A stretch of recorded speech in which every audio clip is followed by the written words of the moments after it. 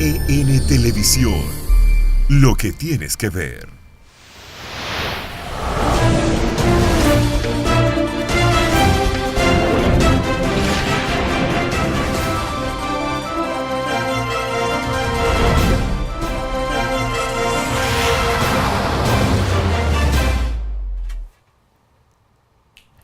Buenos días y bienvenidos a esta jornada del día de hoy, jueves 25 del mes de octubre.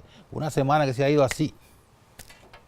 Rápido fue la semana. Ya a este mes le está quedando apenas justamente una semana. Así que geopolítica está en el aire para ver todo lo que ha ocurrido en el mundo en las últimas horas. Naturalmente lo que quepa en 55 minutos. Geopolítica también por... además de EN Televisión, en todas las plataformas que está este canal que está penetrando de manera vertiginosa. También tenemos el audio en tiempo real en Samantha Radio Online. Ahí también repetido a las 11 de la noche. Entonces, digamos que hoy es jueves, ¿verdad? Ya la semana le queda un día, este día y el día de mañana laborable. Y ahí viene el fin de semana y vamos a ver lo que dice meteorología para este día y las próximas horas. Sigue reportando meteorología que hay unas condiciones favorables para que no se produzcan aguaceros, o sea, hay un tiempo seco anunciado para hoy y las próximas 24 a 48 horas. Meteorología informó que las condiciones del tiempo permanecen bajo la influencia de un sistema anticiclónico que domina el área del Caribe, reduciendo la posibilidad de lluvias en toda la geografía nacional. No obstante, y debido al viento del este-noreste y el acercamiento de una vaguada al noroeste del país, se pudieran presentar incrementos nubosos que ocasionarían chubascos aislados en algunas zonas de nuestro territorio. Para mañana serán mínimas también las condiciones de lluvias en el territorio nacional. La Oficina Nacional de Meteorología informó de una amplia área de nubosidad y aguaceros asociada a una baja presión localizada a unos 1.500 kilómetros al este-noreste de las Antillas Menores, presentando un potencial medio de 60% para convertirse en un ciclón tropical en las próximas 48 horas.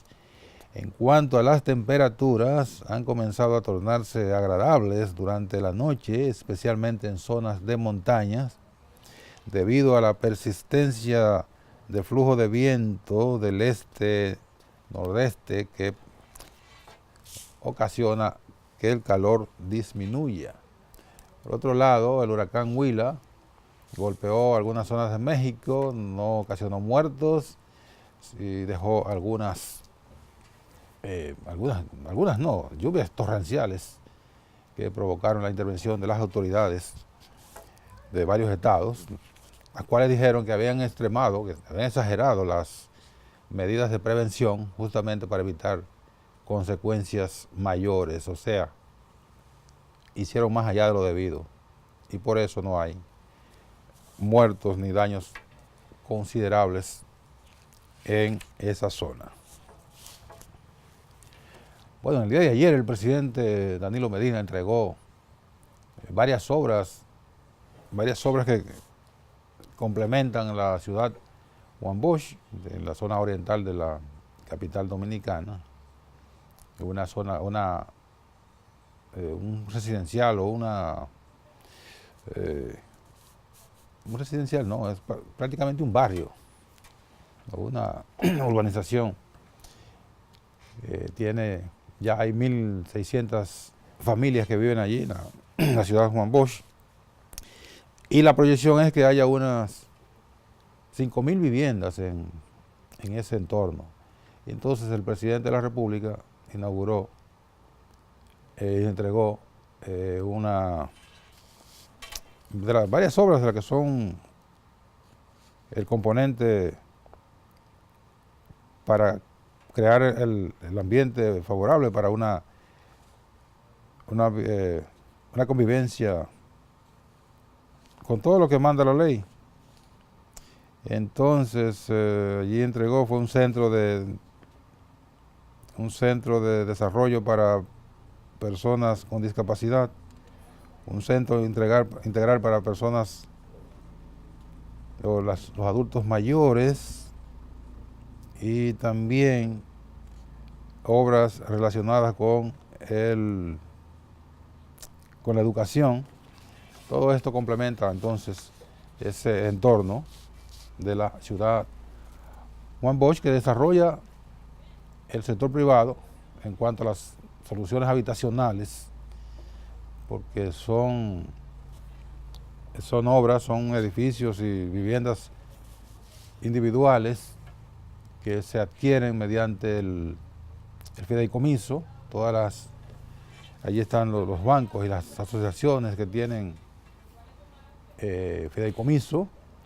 Entonces las personas que califiquen, en su mayoría, bueno, su mayoría no, todos son personas de primera vivienda, porque la filosofía del fideicomiso es que quien tenga una vivienda no califica para disponer de otra, porque nadie vive en dos lugares al mismo tiempo, de modo que el que tenga una vivienda y adquiera una allí ya es con fines comerciales, y el fideicomiso no permite eso. Lo que quiero desarrollar, la idea es de este desarrollo de fideicomiso está facilitando a que cientos de personas puedan acceder a una vivienda de un costo modesto.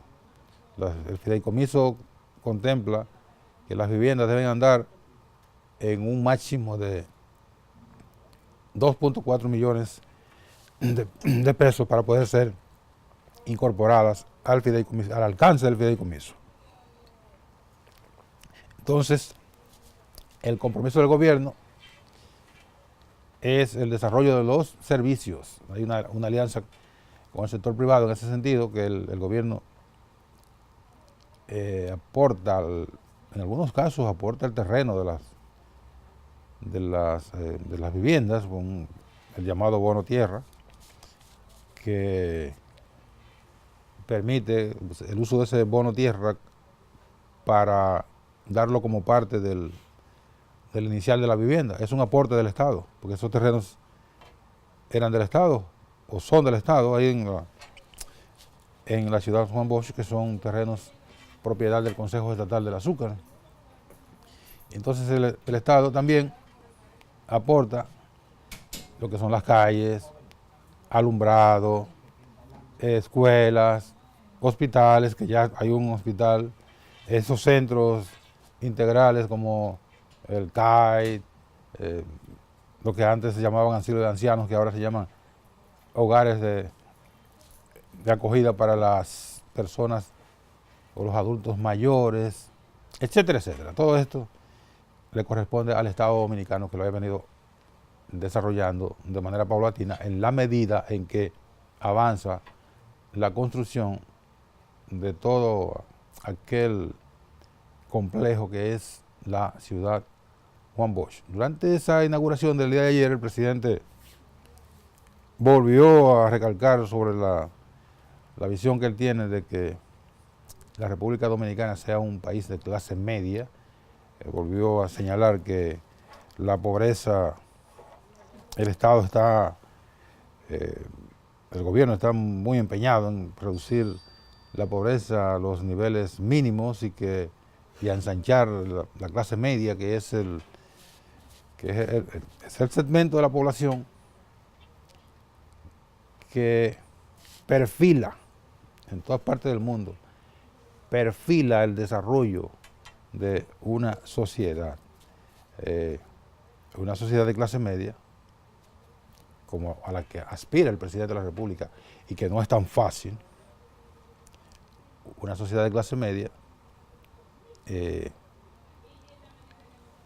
tiene, obviamente, en esa sociedad tiene el perfil de un país,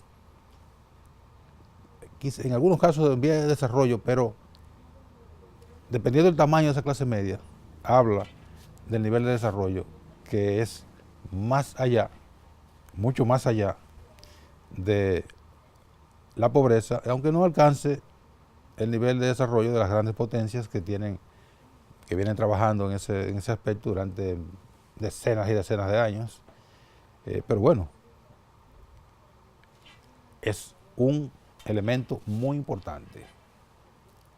Cuando la clase media crece y baja el nivel de pobreza, significa que el país va por buen camino. Eso dice el presidente de la República en un discurso que dijo ayer, que nosotros vamos a ver parte de ese discurso a continuación.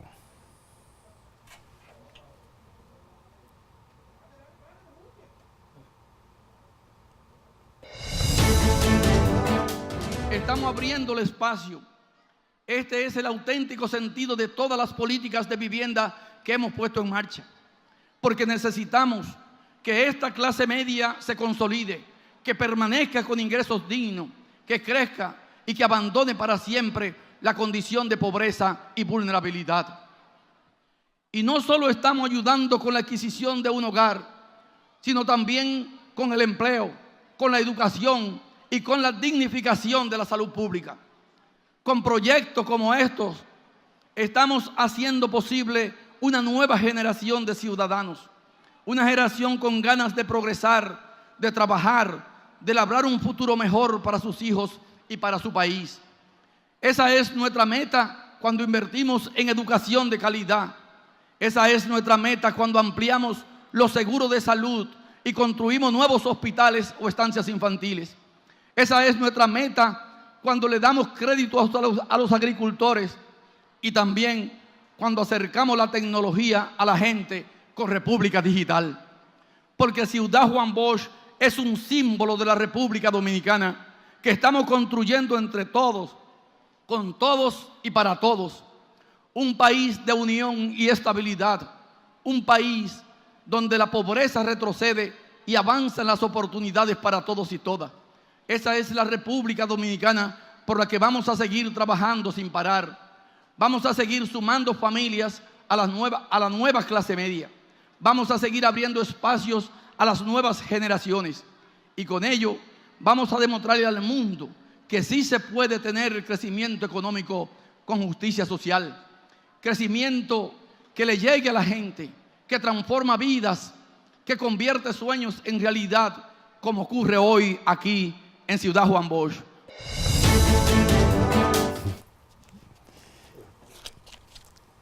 Te decía Calimán fuera del aire que ellos allí lo que tengan un gallinero, que pongan atención a su vaina, que no le hagan baches a uno.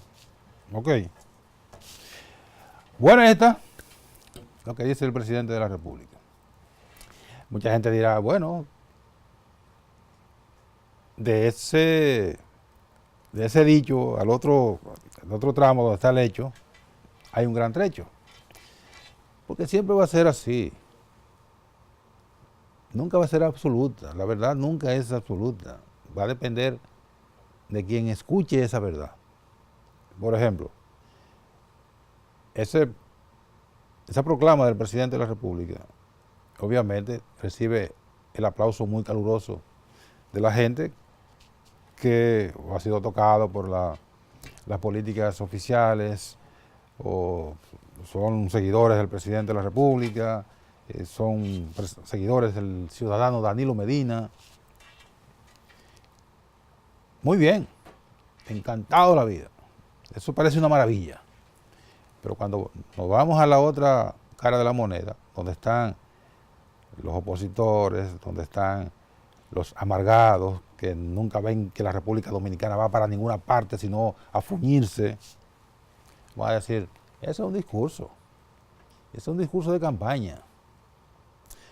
Pero bueno, y si bajamos al terreno y vemos allá en Ciudad Juan Bosch que 1.600 personas, 1.600 familias ya viven ahí porque tuvieron acceso a un financiamiento a través del fideicomiso. La ley de fideicomiso, que fue promulgada por el presidente Leonel Fernández en el año 2011, por eso la ley es creo que 4811, esa ley justamente la idea de esa ley fue el fomento de proyectos así como Ciudad Juan Bosch aquí en la capital, Ciudad Juan Bosch en Santiago y otros muchos proyectos que no se publicitan, no tienen la prensa que tiene Ciudad Juan Bosch aquí en la capital, porque el presidente de la República está muy pendiente del desarrollo de ese proyecto, pero además porque los demás proyectos no son tan ambiciosos como Ciudad Juan Bosch. Pero esa ley va a permitir que en los próximos 15 años, va a decir, bueno, pero de aquí a 15 años pasan muchas cosas. 15 años en la vida de una nación es un soplo. Va a permitir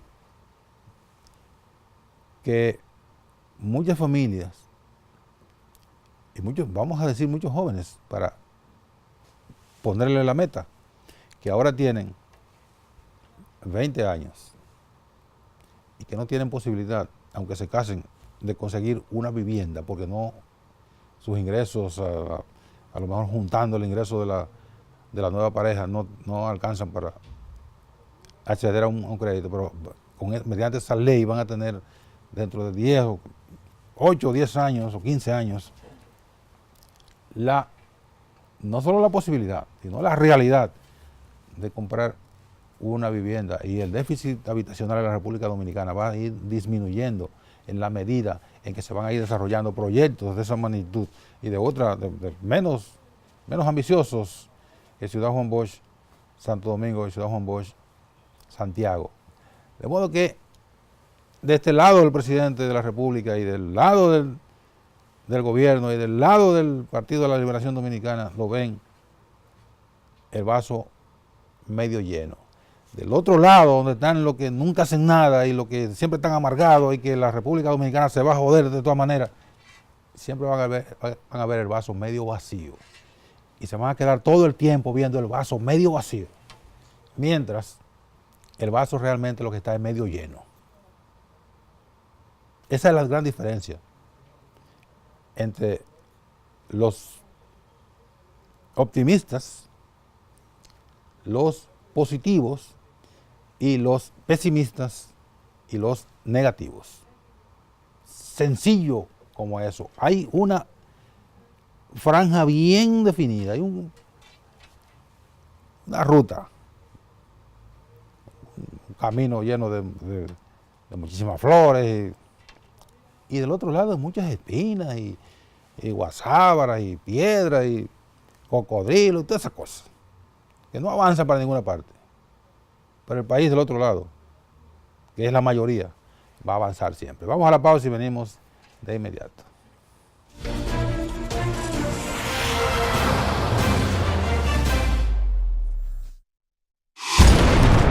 EN Televisión, lo que tienes que ver.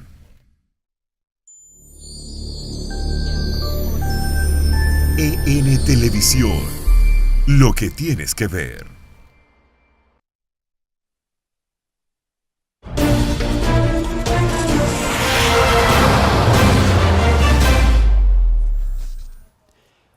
Bueno, el ambiente en el Partido de la Liberación Dominicana sigue bien caldeado con la preparación de la reunión el próximo sábado del Comité Central, en cuya reunión va a decidir la modalidad de primarias que va a utilizar el PLD para escoger a sus candidatos. Ya se sabe, se puede dar por descontado que va a ser la modalidad de primarias abiertas.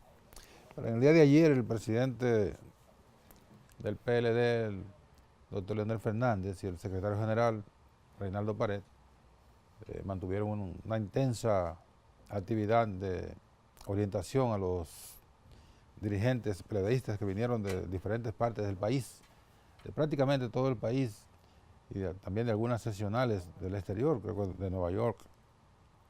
Estuvieron aquí algunos dirigentes. Eso era tratando de escuchar el parecer de los dirigentes de las bases en torno a lo que va a decidir el Comité Central del PLD. Llama la atención, y es un asunto que lo hemos venido debatiendo en las redes sociales, llama la atención lo sistemático que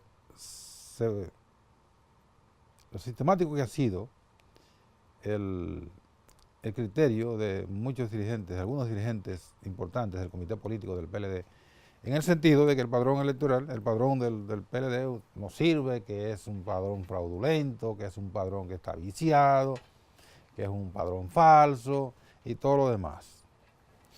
Bueno, lo que ocurre es que uno ha venido oyendo a los dirigentes del PLD vanagloriarse de que ese partido es tan robusto que tiene y que es prácticamente invencible, porque tiene un padrón de 2.400.000 o 500.000 personas. Eso era siempre el discurso, siempre hasta estos días, siempre fue el discurso sobre el cual se cimentaba la fortaleza del PLD. Y de repente ese padrón ha resultado ser un fiasco. Pero no es que realmente sea un fiasco el padrón. El PLD tiene un padrón con bastantes militantes. Que no sean 2.400.000 o 500.000, bueno, eso puede ser. Pero de ahí a mantener esa sistemática campaña en decir que el padrón del PLD no sirve, creo que hay una actitud que no es consecuente con los dirigentes de ese partido que se han fajado durante años a construir una maquinaria sobre la base de ampliar esa militancia y ampliar esa sólida zapata en que se fundamenta la capacidad del PLD para ganar elecciones. Me imagino que a partir de que se definan estas cosas, que ya se apruebe definitivamente la modalidad de primarias abiertas, los dirigentes PLDistas que han mantenido ese discurso tan sistemático y tan agresivo contra su propia base de sustentación de militantes, es posible que comiencen a cambiar el discurso y ya, bueno, irán entendiendo que hay discursos que al final terminan causando más daño que bien. Es como cuando en las campañas internas, en procura de ganar espacio, los dirigentes, los aspirantes, comienzan a descalificarse mutuamente. Y cuando uno de ellos resulta ganador, da como un poquito de trabajo a recoger lo que se dijo. Por ejemplo, en el PLD no se usa eso de acusar en asuntos personales a los dirigentes, pero en otros partidos se han acusado de cuestiones bajas y después tienen que recoger eso y comenzar poco a poco a acercarse al candidato que resultó ya definitivamente escogido, pero no tienen la moral. ¿Por qué? Porque si usted dijo que ese precandidato, cuando era precandidato, era un bandido, ahora que es candidato, ¿cómo usted va a salir a vendérselo a la población? Está pasando no en esos niveles tan bajos o tan ácidos en el PLD. Por ejemplo, varios de los precandidatos PLDistas, su discurso se fundamenta para apuntalar su proyecto. Dicen, bueno, que Leonel Fernández representa el pasado, porque ya fue presidente 3 veces y debemos mirar hacia el futuro, no hacia el pasado. Entonces, si ocurre que dentro del tiempo que sea, Leonel Fernández resulta candidato presidencial del PLD. Ese discurso de que Leonel es el pasado es un arma para los opositores a esa eventual candidatura de Leonel Fernández. En el momento que sea candidato, si es candidato, entonces es un discurso que lo van a recoger la oposición, va a decir, Leonel representa el pasado. En el caso de Leonel Fernández, la visión de mundo, la visión de país y de mundo que tiene Leonel Fernández, le permite nunca ser pasado, sino siempre ser futuro, porque él mira más allá de las inmediateces. Mira más allá, siempre está un paso más adelante en cuestiones de tecnología, de la visión del mundo, de cómo debe ser el mundo de los próximos 10 años, los próximos 20 años. Siempre está 2 pasos adelante, pero el discurso de los opositores se va a basar en que Leonel, por haber sido candidato, haber sido presidente 3 veces, va a ser el candidato del pasado y no el candidato del futuro. De modo que es importante que los dirigentes políticos, sin renunciar al derecho que tienen de apuntalar sus proyectos, deberían medir un poquito más antes de hablar. Es muy difícil pedirle a un político que hable, que mida lo que va a decir. Los políticos a veces están puenteados del cerebro a la lengua y lanzan cualquier cosa, aunque después traten de recogerlo, pero ya pudiera ser demasiado tarde. El pasado lunes, yendo a otra información, en los Estados Unidos, el pasado lunes le mandaron un paquete que se determinó que era un explosivo al magnate financiero George Soros, que es una persona en el mundo financiero y económico, es muy conocido. Pero entonces ayer ya enviaron 3 paquetes. Uno a CNN, uno al expresidente Barack Obama y otro a la ex candidata demócrata Hillary Clinton. El presidente Donald Trump arremetió contra los que él llama sembradores de odios en los medios de comunicación, que siembran la ira, y dice que es una respuesta, es una consecuencia directa de lo que él entiende que son campañas de informaciones falsas. Pero ocurre, dice que también que son campañas de odio, pero ocurre que, por ejemplo, en el caso del señor Soros, el presidente Donald Trump le ha entrado a cada rato, acaba con George Soros, y obviamente, como dice la información, obviamente ese discurso del presidente Trump, que él trata de atribuírselo a otros, es lo que ha motivado que muchos sectores de la derecha más recalcitrante, de ultraderechistas, nacionalistas, neonazis, se hayan sentido fortalecidos, porque si hay en la Casa Blanca una persona que no es nazi, que no es agresivo en términos prácticos, pero sí su lenguaje es agresivo, entonces esos individuos dicen, pues espérate, pudiéramos sentirnos un poco alentados por este discurso del presidente Donald Trump. De modo que él está atribuyendo a otros lo que ha sido su comportamiento, incluso cuando se supone que el presidente de la República es el individuo que debe ser más moderado, porque representa a toda la nación. Pero cuando el presidente Trump se sienta a escribir su discurso, sus tweets, sobre todo cuando son tweets en la madrugada, el presidente Trump lo que lanza por ahí son dardos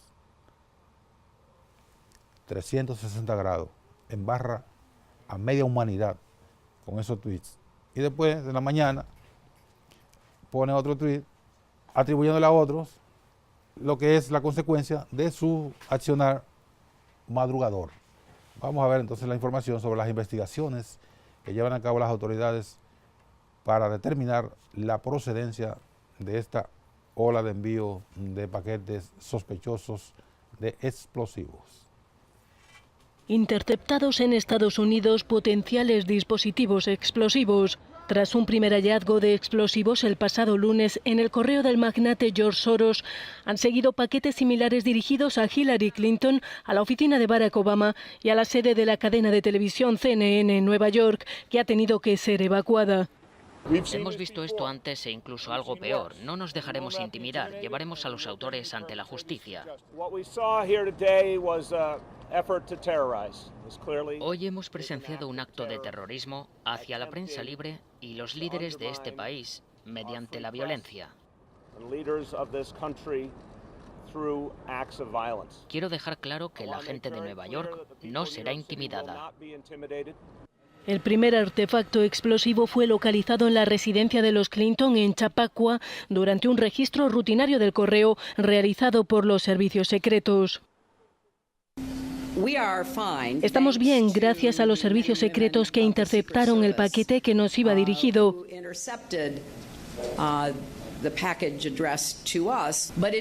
Pero este es un momento preocupante. Vivimos una época de profundas divisiones y tenemos que hacer todo lo posible para unir a nuestro país, declaró Hillary Clinton, candidata demócrata a la presidencia en las últimas elecciones. El paquete enviado a Obama fue hallado el miércoles temprano. Según las autoridades, ni Obama ni Clinton corrieron riesgo. Estos incidentes tienen lugar tras el hallazgo de una pequeña bomba el lunes en la casa del multimillonario financiero George Soros. En un primer momento también se informó del hallazgo de un paquete sospechoso similar en la Casa Blanca, algo que finalmente ha sido desmentido.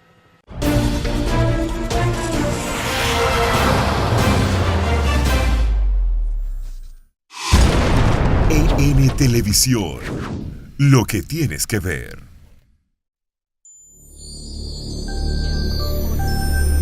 EN Televisión, lo que tienes que ver.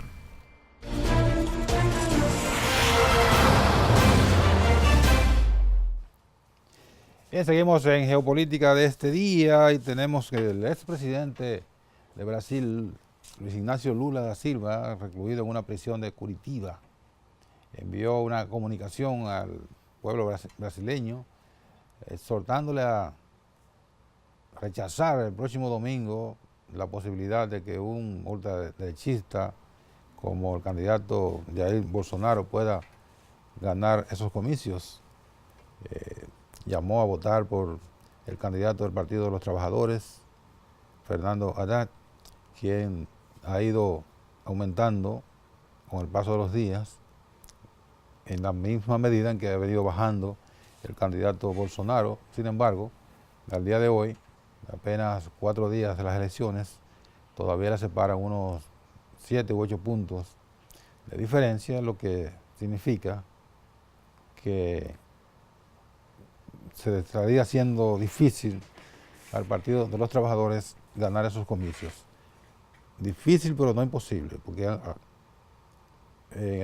ocurrido en otras ocasiones que los candidatos llegan supuestamente con unos posicionamientos definidos y el día de los comicios hay reflexión de la gente y termina ganando el que no estaba previsto que ganara. Eso no siempre ocurre porque la política es una ciencia, la política es una actividad en la cual los milagros no abundan mucho, pero no es imposible que el mismo día de las elecciones se puedan revertir los números y que la gente reflexione y diga, bueno, le vamos a entregar la presidencia de un país como Brasil a un individuo que tiene unas ideas tan descabelladas y tan del siglo XVI, al punto de que el hijo de este señor, que parece que tiene mucha influencia sobre él, dijo que ha estado hablando con jefes militares para provocar, debe ser un disparate, debe ser una locura de este tipo, para invadir a Venezuela. Oigan qué tipo tan atorrante, invadir a Venezuela para devolverle la tranquilidad a los venezolanos, todos esos disparates a los cuales el padre no ha dicho nada. Y obviamente eso ha creado una cierta inquietud en sectores brasileños, además de las ideas que tiene el propio candidato Bolsonaro. Pero reitero que los milagros en política y en elecciones no siempre abundan. El caso de la llamada caravana de migrantes que salió de Centroamérica y avanza hacia México con fines de llegar a los Estados Unidos, mantiene su curso, ha tenido algunas dificultades, pero los mexicanos no han sido tan agresivos con esas personas y de alguna manera han estado dejando pasar a su territorio a muchos de estos inmigrantes que buscan escapar de situaciones específicas en sus países, particularmente en Honduras, donde hay una situación tanto política como social bastante complicada. Un reporte siguiente da cuenta de las manipulaciones y las mentiras que ha venido emitiendo el presidente de los Estados Unidos para criminalizar a estos inmigrantes centroamericanos. Vamos a ver.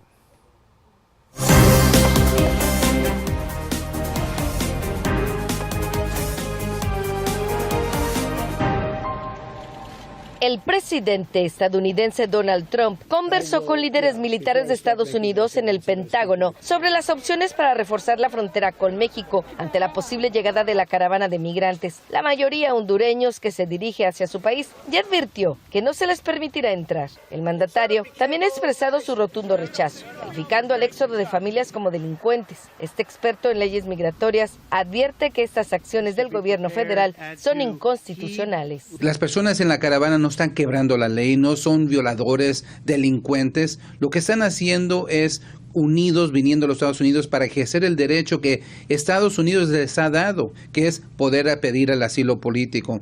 Pero, sin embargo, el presidente no sabe distinguir eso y por eso está diciendo que con amenazas de mandar el ejército, que es ilegal. Gálvez aseguró que existe una ley estadounidense de 1878 que prohíbe usar a los soldados para tareas de seguridad y orden público a nivel nacional. Por eso los miembros de la Guardia Nacional, desplegados desde el pasado abril en la frontera, no han podido dedicarse a detener indocumentados y su misión ha estado en cambio centrada en asesorar a los agentes fronterizos y apoyarles en operaciones aéreas, así como en labores mecánicas como la reparación de vehículos. Un presidente no puede mandar al ejército si no ha sido aprobado por el Congreso, número uno, o número dos, si no hay un problema de seguridad nacional que es inminente, y tener estos inmigrantes en la caravana no es algo que va a causar daño a los Estados Unidos. Una de las mentiras que ridiculiza a Trump es decir que en la caravana hay unos 10,000 migrantes y que en ella viajan individuos de la Mara Salvatrucha y gente procedente de Oriente Medio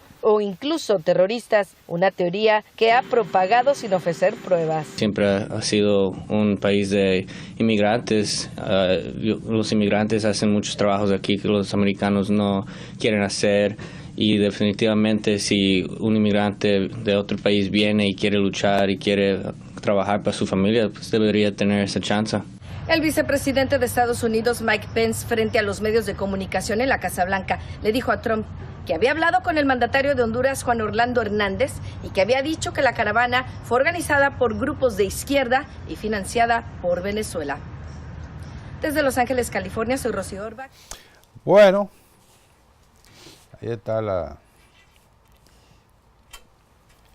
lo que tanto una mentira del presidente Trump como del presidente hondureño, como del vicepresidente Mike Pence, quien acusó directamente a Venezuela de estar financiando la caravana de inmigrantes. El gobierno venezolano le respondió, pero es un asunto totalmente descabellado. ¿Qué capacidad tiene Venezuela con las dificultades que tiene ahora mismo para financiar la salida de un éxodo tan importante como ese? No puede estar financiado por ningún país. Eso es un escape de las personas que están sufriendo bastante necesidades en sus países. Bueno, terminamos por el día de hoy. Mañana, Dios mediante, a las 11 de la mañana, otra jornada de geopolítica. Esperamos que estén con nosotros. Sigan ahora con N Meridiano.